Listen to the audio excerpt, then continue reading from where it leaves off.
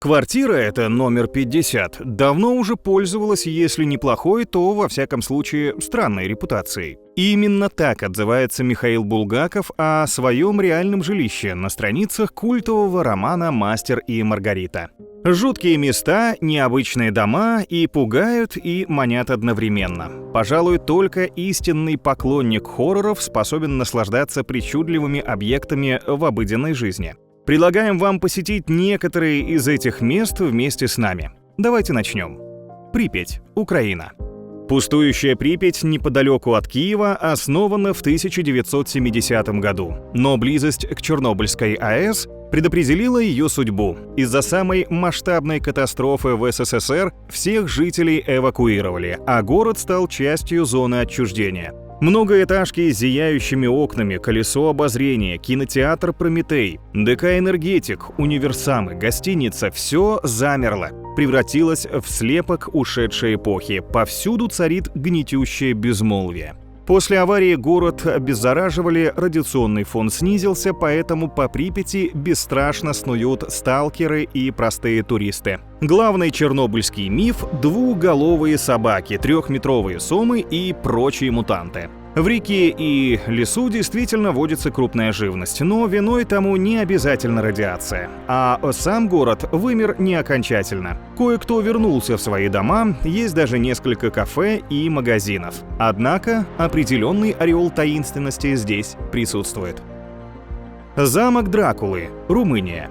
Еще одно место с дурной славой. Вряд ли в истории найдется второй тиран, убийца и деспот, которого настолько демонизировали, о котором сложили так много легенд.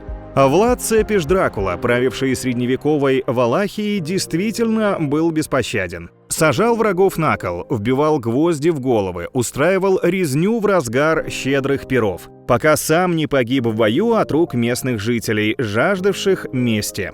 Подобная кровожадность зачаровала Брэма Стокера, превратившего Дракулу в главного вампира всех времен и народов. Замок Бран, где якобы жил Цепиш, популярный must-see Румынии. Но на деле это просто туристический аттракцион. Эффектный, величественный, с секретными ходами и башенками, он вполне сгодился бы для вампира. Но реальный князь провел здесь максимум пару ночей в плену. И то не факт. А вот руины Поэнари выглядят не столь впечатляюще, зато действительно были обителью Дракулы. И если ехать за атмосферой, то именно сюда.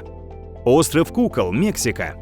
А теперь перенесемся на другой континент. В одном из районов Мехико есть остров посреди канала. Зрелище не для слабонервных. На деревьях развешаны сотни кукол. Младенцы-голыши, барышни в нарядных платьях, мальчишки с озорными лицами. Потрепанные, грязные, искореженные, они действительно напоминают маленьких висельников, глядящих в пустоту застывшими глазницами.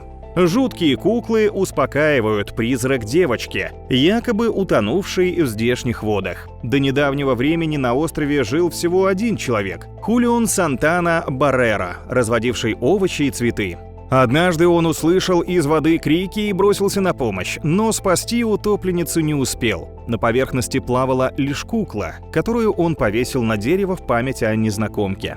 С тех пор его стали преследовать стоны, шаги и плач. Призрак настойчиво требовал новых игрушек. Почти 50 лет Хулион собирал и развешивал кукол, а фантом, по его словам, старательно уродовал каждую. Теперь на острове живет племянник Баррера, открывший музей, посвященный истории дяди. Попасть сюда можно только на лодке, но далеко не все горят желанием приближаться к достопримечательности.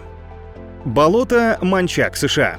Недалеко от Нового Орлеана есть странное и страшное место, созданное природой и проклятое человеком. Болотистая местность, в которой водятся аллигаторы, не растут деревья и, по слухам, обитают оборотни. Вода в болотах сине-черная. Ужас нагоняет тот факт, что время от времени на поверхность всплывают трупы давно погибших людей.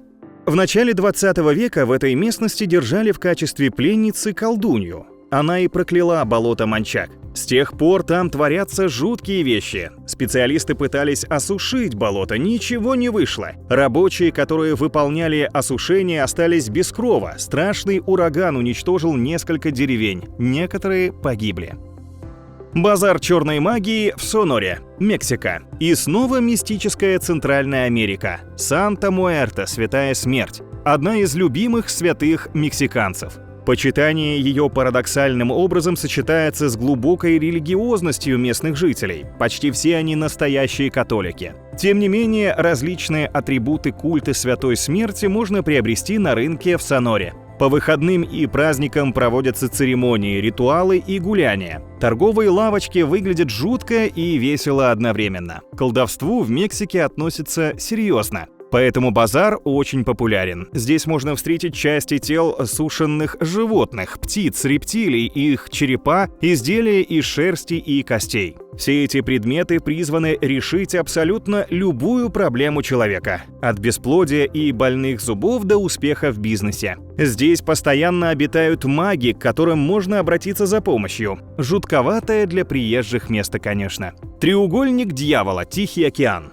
Восток – дело тонкое, как говорил небезызвестный герой одного фильма. Перенесемся же и мы в мистические места Азии. Треугольник дьявола, также известный как Море дьявола, так японские рыбаки окрестили Тихоокеанские воды вокруг острова Миякидзима в 120 километрах к югу от Токио. О нем не так часто рассказывают, но с ним связано много странных и необъяснимых исчезновений, подобных тем, что зафиксированы в знаменитом Бермудском треугольнике. Таинственные инциденты включали в себя светящиеся объекты, магнитные аномалии, самолеты, падающие с неба по непонятным причинам, и несколько необъяснимых исчезновений кораблей и людей на них. Многие исследователи пытались выдвинуть свои собственные теории ненормальности этих мест. Но у приверженцев мрачной мистики есть мнение, что треугольник дьявола является одним из 7 врат ада на Земле. Неудовлетворенное всеми этими объяснениями японское правительство отправило в 1952 году свою собственную исследовательскую группу на судне Кайо Мару номер 5 в треугольник дьявола. Экипаж состоял из 31 человека. Все они пропали без вести. После этого случая исследования в этой зоне больше не проводились. Лес самоубийц, Япония. Лес самоубийц, он же равнина синих деревьев, он же Аокигахара. Самая жуткая из достопримечательностей Японии. На первый взгляд ничего удивительного. Подножье Фудзи, густые заросли, пещеры, пешеходные тропы. Вот только тишина оглушает и компасы барахлят, но это легко объяснить особенностями ландшафта и залежами руды, сбивающей стрелки. Но вот каждый год в злополучном лесу сводят счеты жизнью 70-100 человек. Средневековые предания повествуют о демонах, издавна населявших Аокигахару. Нищие японцы свозили сюда немощных стариков и детей, обрекая лишние рты на смерть. А сегодня это место второе в мире по количеству самоубийств после моста «Золотые ворота» в Сан-Франциско. Несчастные вешаются, режутся, травятся, повсюду разбросаны чьи-то сумки, пустые бутылки и блистеры. Плакат на входе в лес напоминает, что жизнь – бесценный дар, но иногда бездна сильнее доводов разума. Озеро скелетов, Уттаракханд, Индия. В 1942 году была обнаружена пугающая находка в индийском штате Уттаракханд. Представьте себе озеро, лежащее на высоте 5029 метров над уровнем моря, у подножья небольшой долины. В летние месяцы когда-то замерзшая вода начала таять, и ужас, который скрывался внизу, вышел на поверхность.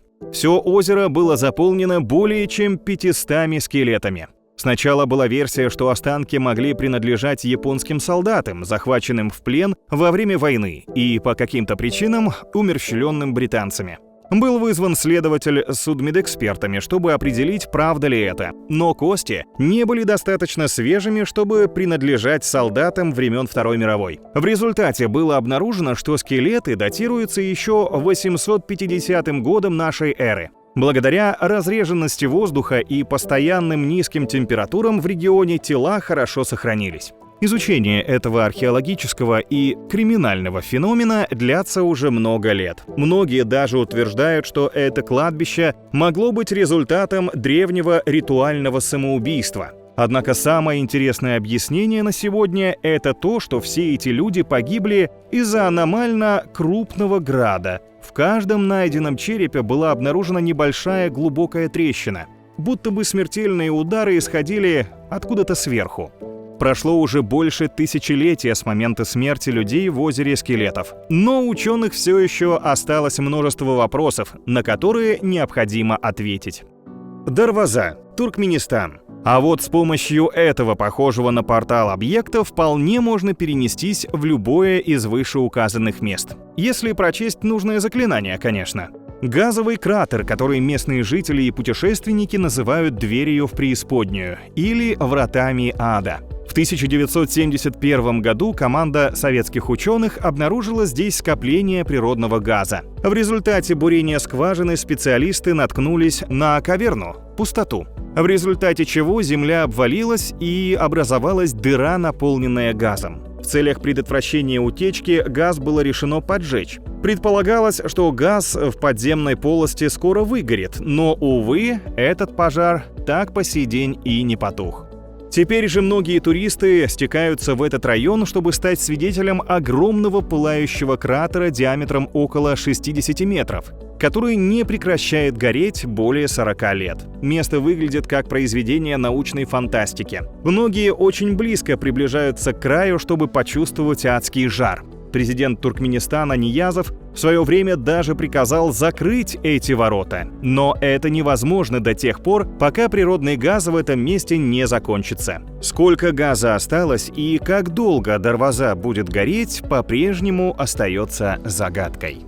Вот такие они, места с дурной и мистической славой. Мало кто знает, сколько еще жутких и страшных мест с нехорошей репутацией существуют на этом свете, равно как никто не знает, какие тайны скрываются внутри. Сегодня мы посетили лишь несколько из них, но даже эти немногие локации не могут оставить нервы людей в спокойствии. Было интересно? Тогда скорее жми на колокольчик, чтобы не пропустить новое видео. Всем до встречи!